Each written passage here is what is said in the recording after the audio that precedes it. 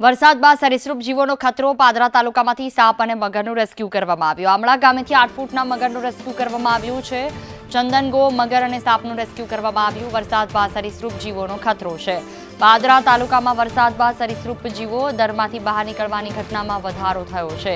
પાદરા સહિત ગ્રામ્યમાંથી નાના મોટા અલગ અલગ પ્રજાતિના સાપ પણ મળી આવતા તેમનું રેસ્ક્યુ કરવામાં આવ્યું છે। નાના મોટા સાપ ચંદનગો મગરનું પણ રેસ્ક્યુ કરવામાં આવ્યું છે। પ્રાણી જીવ રક્ષક સંસ્થા અને વન વિભાગની એક સાથે આ કામગીરી કે જેમાં રેસ્ક્યુ કરવામાં આવી રહ્યા છે।